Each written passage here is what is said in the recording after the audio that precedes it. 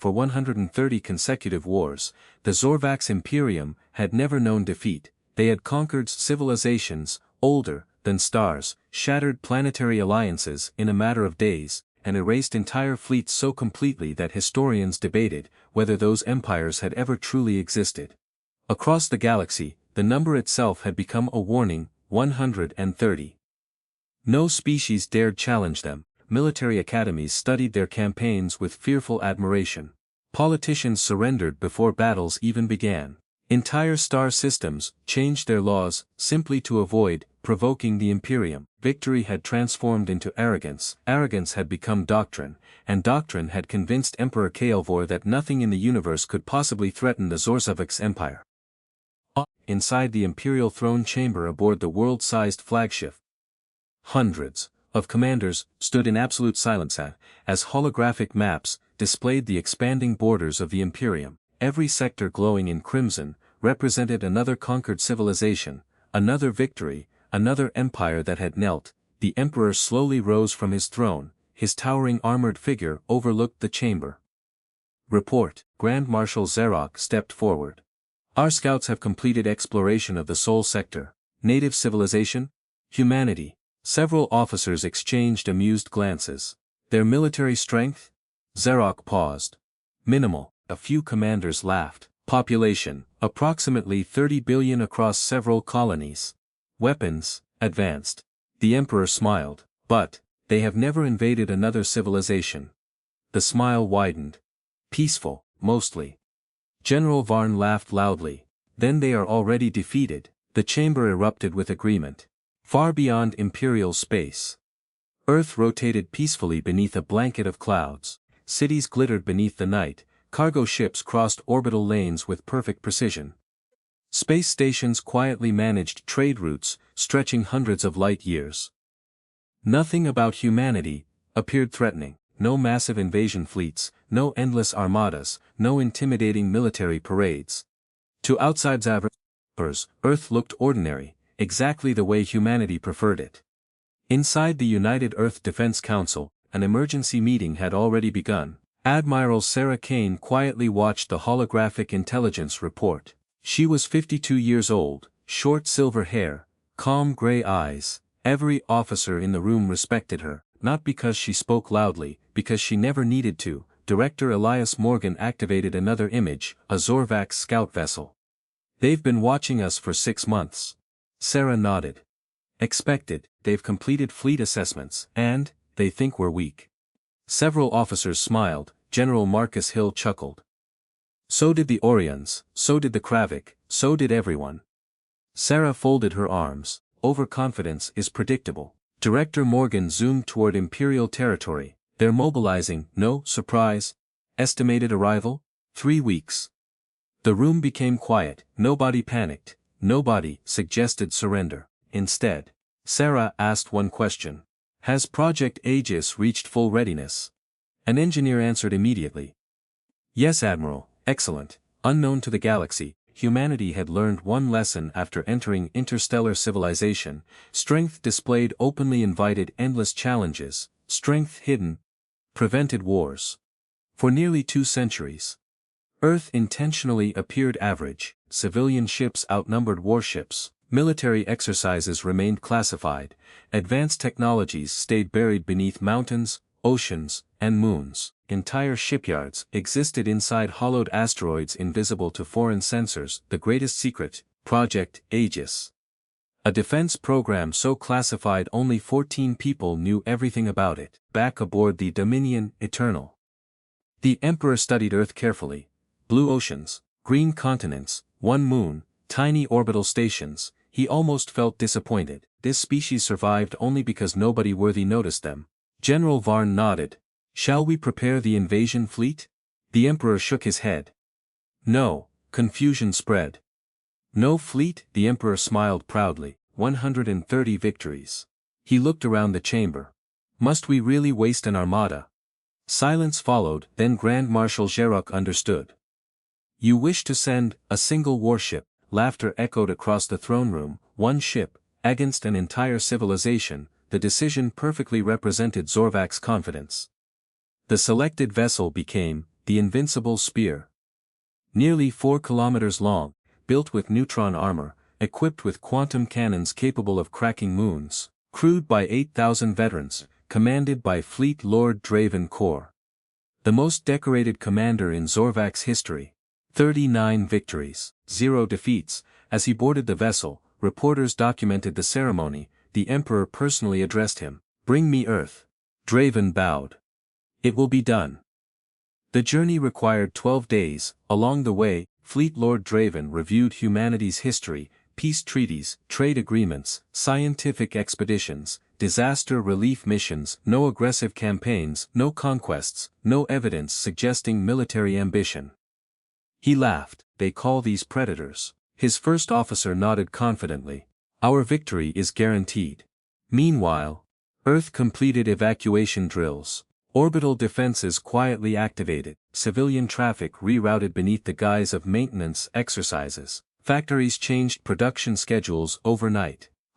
Orbital platforms, awakened from decades of dormancy, underground reactors powered systems no outsider had ever seen. Across Luna, massive blast doors opened beneath ancient craters, gigantic structures slowly emerged, not ships, weapons, colossal defensive arrays stretching hundreds of kilometers. Every system remained hidden beneath adaptive camouflage, invisible waiting.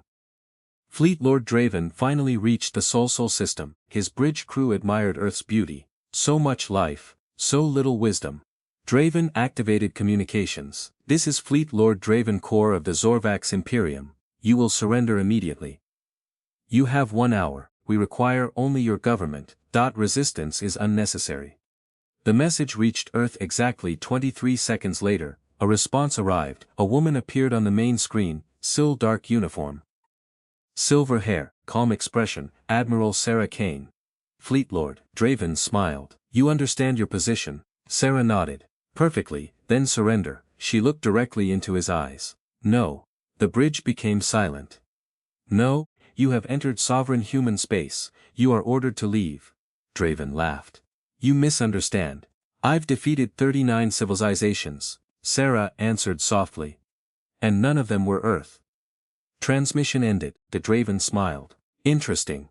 He ordered the first warning shot. 1 quantum cannon fired. The beam crossed millions of kilometers. Its target, Earth's orbital defense platform. Moments before impact, the beam vanished, not exploded, not reflected, vanished. Bridge alarms activated. What happened? No idea. Draven frowned. "Fire again." 3 cannons opened simultaneously. Again, nothing. The energy simply disappeared. Deep beneath Earth's Pacific Ocean, Project Aegis responded automatically. Gigantic superconducting rings hidden beneath the seabed generated impossible gravitational distortions. Incoming energy never reached Earth. It folded into microscopic artificial singularities before harmlessly dissipating. No alien civilization knew such technology existed, because humanity never shared it. Draven frowned. Launch fighters. Hundreds of attack craft accelerated toward Earth. Halfway there, every ship disappeared from sensors. No explosions, no debris. Nothing. The tactical officer blinked repeatedly. There. Gone. Destroyed. No evidence. On Earth's moon. Colonel Maya Chen observed quietly. Her command bunker overlooked an enormous circular device, buried beneath lunar rock. Project Aegis, Lochar 2. The fighters had crossed a classified exclusion zone. Space itself folded around them. Each craft became trapped inside artificially compressed dimensions, no larger than atoms. Perfect containment. Perfect destruction. No wreckage remained. Draven finally stopped smiling. "Prepare full bombardment." Every weapon aboard the Invincible Spear powered simultaneously, enough firepower to erase continents. His crew counted down. 3, 2, 1 fire. Thousands of energy beams flooded toward Earth. The stars themselves disappeared behind the attack. Humanity should have died. Instead, every beam vanished. No explosions, no shield flashes, no impacts, only empty space, as though Earth itself refused to be touched. Fleet Lord Draven slowly stood. What? His sentence never finished. Every alarm aboard the Invincible Spear activated. Gravity fluctuated wildly, navigation systems failed, artificial intelligence shut down unexpectedly. weapons disconnected, engines stalled, bridge lighting flickered, the tactical officer shouted. "We're being scanned." "By what?" "I don't know." Sensors detected nothing, no ships, no stations, no visible weapons, yet something surrounded them, watching, measuring, calculating. Inside Earth's Defense Command. Admiral Sarah Kane finally nodded. "He's inside," General Marcus Hill smiled. "Authorization?" Sarah looked toward the giant holographic display showing the helpless Zorvax warship. Project Aegis, final layer. The command center became completely silent, because everyone knew. Nobody had ever survived seeing what happened next. Every officer inside Earth's Defense Command stood motionless. Project Aegis had reached its final stage. For more than 100 years, the system had never been used against a living enemy, not because humanity lacked enemies, because no civilization had ever pushed far enough, until today. Admiral Sarah Kane looked toward the central holographic display. The lone Zorvax warship floated helplessly near the edge of Earth's defensive perimeter. Its engines were dead, its weapons offline, its crew had no idea what surrounded them. She spoke calmly. "Activate Layer 3, a technician hesitated. "Confirmed?" Sarah nodded once. "Confirmed." Far beneath Antarctica, inside a chamber carved into ancient bedrock, an enormous machine awakened. Unlike ordinary reactors, it didn't generate electricity, it manipulated spacetime itself. Thousands of superconducting rings began rotating around a sphere of captured dark matter. Blue-white energy spread across hidden facilities beneath Earth, Mars, Luna, Europa, and Titan, separated by billions of kilometers. Every installation synchronized instantly. Project Aegis was no longer a planetary shield, it had become a single machine, spanning the solar system. Aboard the Invincible Spear, Fleet Lord Draven gripped his command console. "Restore engines, no response. Manual ignition, impossible. Auxiliary systems, offline." His officers exchanged nervous glances. Veterans who had survived dozens of wars now struggled to remain calm. One whispered the unthinkable. "Commander, I think we're trapped." Draven slammed his fist against the console. "By what?" Nobody answered. Because no one knew. Their sensors detected absolutely nothing, yet every instrument confirmed one horrifying fact: the ship was no longer moving. Not because its engines had failed, space itself refused to let it move. Deep beneath Luna, Colonel Maya Chen watched billions of calculations racing across quantum displays. Project Aegis had enclosed the alien vessel inside what physicists called a localized gravitational pocket. To outside observers, the ship remained exactly where it was. Inside, time no longer flowed normally. Distance itself had become unstable. Every attempt to accelerate only strengthened the containment field. Maya quietly reported. "Containment stable." Sarah nodded. "Proceed." Fleet Lord Draven made one final decision. "If we cannot escape, we destroy Earth." Every remaining reactor fed power toward the main spinal cannon. Energy levels climbed higher than safety limits. Engineers shouted warnings. Containment fields began collapsing. The weapon overloaded. Draven smiled. "If we die, they die with us." The cannon fired. Nothing happened. Not because the weapon malfunctioned, the beam simply never left the barrel. It bent inward but claws, then disappeared into absolute darkness. The cannon itself ceased existing. As if reality had erased it, silence filled the bridge. For the first time in 39 victorious campaigns, Fleet Lord Draven felt genuine fear. Back on Earth, General Marcus Hill quietly observed. "Our field has absorbed every attack," Sarah answered. As expected, one young officer looked confused. "Admiral, why didn't we destroy them immediately?" She looked toward the holographic image.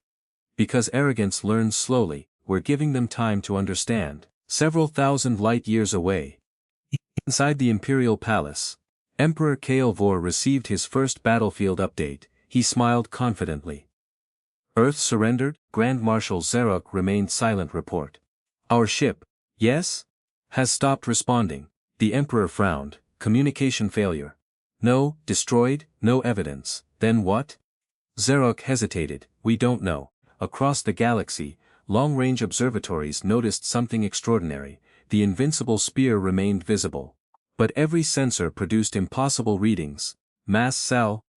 Energy, infinite, velocity, undefined. Scientists argued, computers crashed trying to explain the data, nothing made sense, inside the trapped warship. Crew members began reporting impossible phenomena. Corridors appeared longer than before, doors opened into different rooms. Clocks disagreed with one another, some officers believed only minutes had passed. Others remembered several hours, gravity shifted unpredictably. Wendon displayed unfamiliar stars. Navigation computers insisted they occupied thousands of different positions simultaneously. Reality itself had become unreliable, panic spread. Fleet Lord Draven finally understood. "We never entered a battlefield." His first officer looked confused. "What do you mean?" Draven stared toward distant Earth. "We entered a prison." Admiral Sarah Kane received confirmation. Psychological analysis. Colonel Maya Chen answered, "The enemy now understands they're completely helpless." Sarah nodded. "Good. Release containment."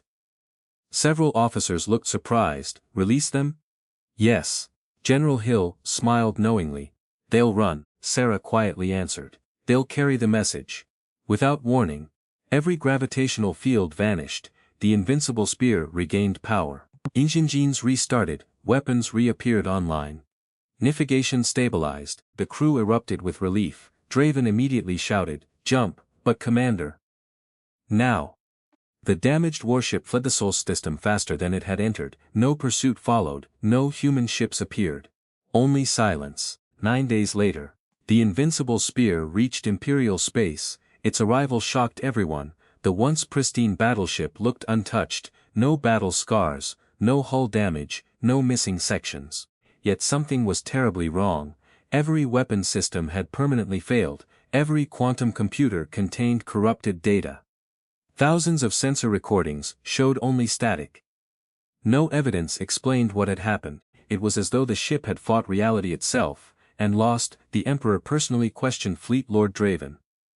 "What destroyed your fleet?" "There was no fleet. What weapon struck you?" "I never saw one." "What ships attacked?" "None." The throne room fell silent. Draven looked directly at the Emperor. "Do not invade Earth." Several admirals laughed. The Emperor narrowed his eyes. "You fled from one planet?"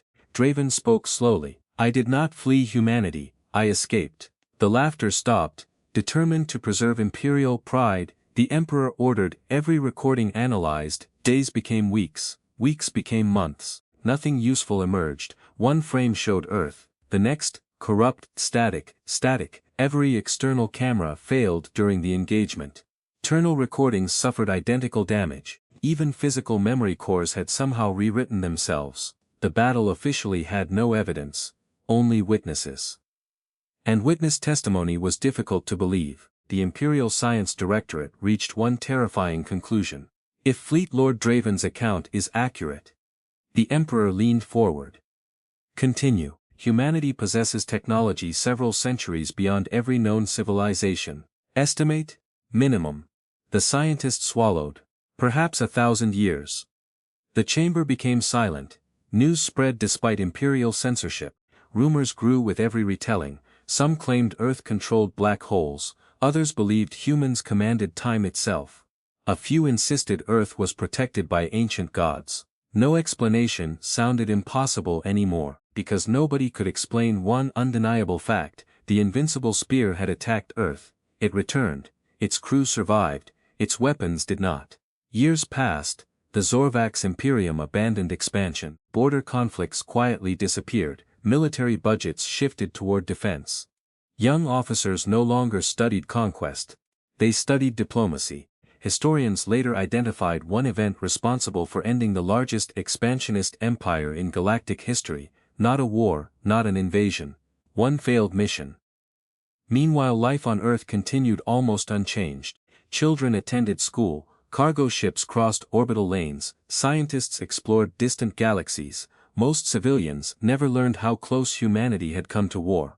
Project Aegis returned to standby. Its existence remained classified. Officially, nothing had happened, exactly as humanity preferred. Nearly 20 years later, a young cadet touring the Lunar Defense Museum asked an elderly Admiral Sarah Kane a simple question. "Ma'am, is it true one alien ship tried invading Earth?" Sarah smiled gently. Yes, what happened to it? She looked through the observation window toward the stars. It left, the cadet frowned. But everyone says not even wreckage was ever found. Sarah nodded. That's true. So how did it leave? She smiled once more, because there was never any wreckage. We didn't destroy their ship, we destroyed their certainty. The cadet looked confused. Sarah continued. Ships can be rebuilt, but empires recover, but once arrogance dies, it never comes back the same. Far beyond explored space, a memorial drifted quietly between the stars. It contained no names, no battle statistics. Only a single inscription carved into polished black stone. The greatest victories are those that prevent the next war. Passing captains often slowed to read it. Most believed it honored an ancient conflict. Only a handful of humans knew the truth. It commemorated the day an empire, with 130 consecutive victories, learned that true strength was not measured by how many enemies you defeated, but by how many wars you never had to fight. And throughout the galaxy, one warning became permanent: if you ever considered attacking Earth, remember the fate of the Invincible Spear. It entered the solar system with absolute confidence. It returned with absolute silence. To this day, no battlefield debris, shattered armor, broken weapons, or wreckage has ever been found, because humanity had defeated something far greater than a warship. They had defeated arrogance itself. The end.